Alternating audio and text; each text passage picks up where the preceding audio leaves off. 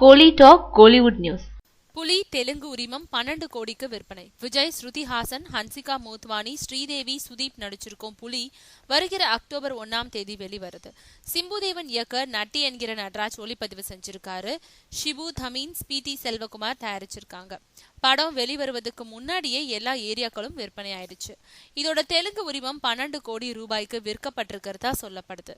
SRV media வாங்கியிருக்காங்க. வாங்கப்பட்ட தொகையை அதிகாரப்பூர்வமா அறிவிக்கல.